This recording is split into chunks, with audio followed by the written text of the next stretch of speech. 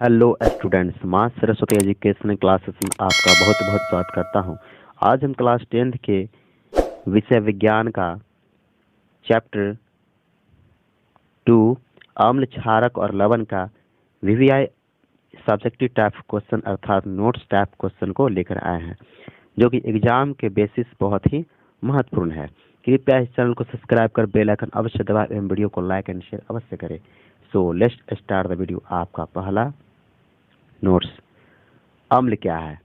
अम्ल क्या है या अम्ल का गुण क्या होता है? तो अम्ल का प्रमुख गुण होता है, यह अम्ल स्वाद में खट्टे होते हैं। अम्ल स्वाद में क्या होते हैं? खट्टे। अर्थात अम्ल को जब चखा जाता है उसका स्वाद कैसा होता है? खट्टे। जैसे नींबू है, यह स्वाद में कैसा होता है? खट्टे। ये नीले लिटमस को लाल में बदलता है। ये जो लिटमस पत्र है, ये लिटमस पत्र क्या करते हैं? अगर अम्ल के साथ रिएक्शन करता है, यह अम्ल में डुबाया जाता है। तो अम्ल यहाँ पे कौन है? नींबू। नींबू रस। तो नींबू के साथ इसे टच में रखते हैं तो क्या होता है कि जो लिटमस अम्ल के संपर्क में आता है, यानी जहाँ तक अम्ल के संपर्क में आता है वहाँ तक क्या होता है? ये लाल में बदल जाता है और बाकी नीला ही रहता है। यानी नीला लिटमस को अगर अम्ल में डुबाया जाता है तो वह नीला लिटमस पत्र लाल में बदल जाता है। यहाँ पे नीला पार्ट ये वाला है और लाल पार्ट ये वाला है। अगला, जलीय विलयन में H+ आयन देते हैं। ये जलीय विलयन में क्या होते हैं? H+ आयन अर्थात हाइड्रोजन आयन देते हैं। जैसे कि HCl, H2SO4, CH3, COOH citric अम्ल। यहाँ पे HCl हाइड्रोक्लोरिक अम्ल, H2SO4 सल्फ्यूरिक अम्ल, CH3 COOH सिट्रिक अम्ल और एसिटिक अम्ल और सिट्रिक अम्ल है। तो यहाँ पे HCl को हाइड्रोक्लोरिक अम्ल जो पेट में भी पाया जाता है, और H2SO4 जिसे अम्लराज भी कहते हैं, और यह बैटरी अम्ल भी कहलाता है और सबसे खतरनाक अम्ल यही कहलाता है H2SO4। और CH3 COOH ये क्या है? एसिटिक अम्ल है। अब एसिटिक अम्ल, अब है सांद्र अम्ल क्या होता है? सांद्र अम्ल क्या होता है?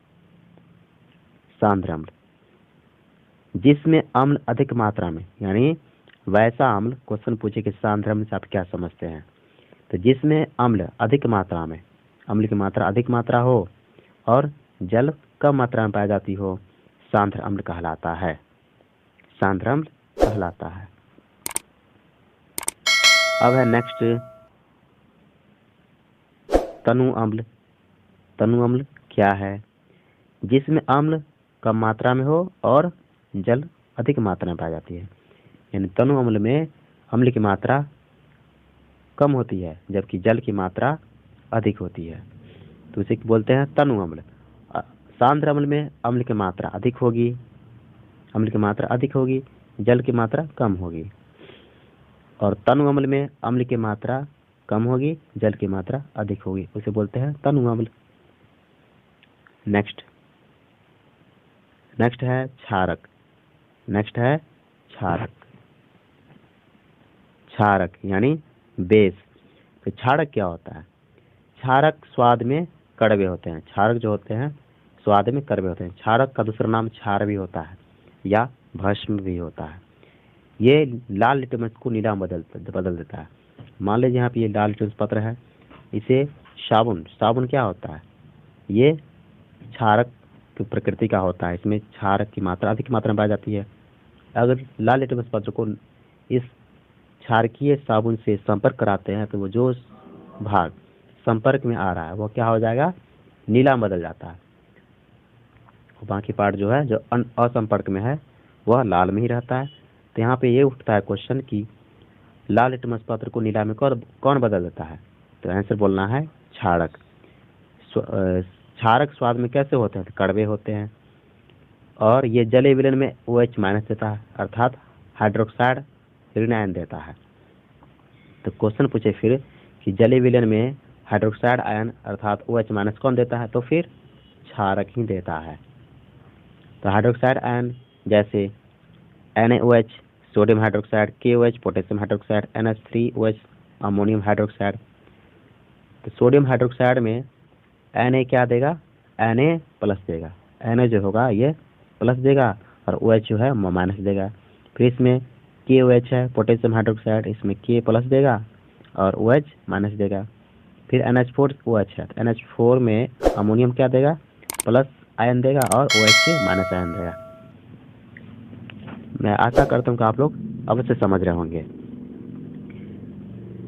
फिर से मैं दोहराता हूँ, ये उदाहरण में है NOH यानी कोई भी तत्व है, यह जब हाइड्रोक्साइड आयन के साथ रिएक्शन करता है यानी OH माइनस के साथ रिएक्शन करेगा, जैसे sodium hydroxide, potassium hydroxide, ammonium hydroxide, तो जितने भी तत्व प्लस आयन देगा अर्थात धातु प्लस आयन देता है और OH जो होता है ऋण आयन देता है, माइनस आयन देता है, ऋणात्मक।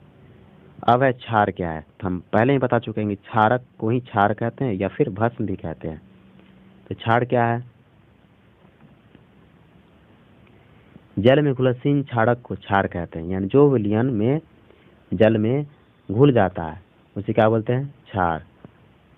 जो जल में घुल जाता है क्षारक उसे क्या बोलते हैं, क्षारक, क्षार। ये साबुन को अगर पानी में घोल जाता है, घोला दिया जाता है तो पूरा साबुन किस रूप में आ जाएगा, झाग के रूप में, फेन के रूप में, तो वह फेन है क्या, क्षार कहलाएगा। Okay, next question. अगला है पॉइंट्स, सूचक क्या है। सूचक बहुत ही महत्वपूर्ण है कि सूचक को समझना अति आवश्यक है, क्योंकि सूचक के अनुसार ही हम किसी अम्ल, क्षार या फिर भस्म और लवण के बारे में पता लगा सकते हैं। तो सूचक को आप अच्छे से समझिए। सूचक क्या है, सूचक किसी दिए गए विलयन में अम्ल तथा या क्षारक की उपस्थिति दर्शाते हैं। सूचक क्या करते हैं, किसी दिए गए विलयन में उसकी अम्ल की मात्रा और क्षारक की मात्रा जो होती है वो क्या करते हैं, उपस्थिति को दर्शाते हैं, प्रेजेंटेशन उसमें है या नहीं। और इसका सूचक का के अनुसार इसका रंग या गंध अम्लीय व क्षारक माध्यम में बदल जाते हैं। यानी अम्ल होगा और सूचक जो है अम्ल की उपस्थिति दर्शाएगा तो वह क्या होगा, अम्लीय हो जाएगा, और क्षारक की होगा तो क्षारकीय माध्यम में बदल जाता है। अब यहाँ पे क्वेश्चन उठता है कि सूचक मुख्यतः कितने प्रकार के होते हैं। सूचक मुख्यतः जो होते हैं वो 3 प्रकार के होते हैं। ये है पहला प्राकृतिक सूचक, दूसरा कृत्रिम सूचक या संश्लेषित सूचक, और तीसरा गंधीय सूचक।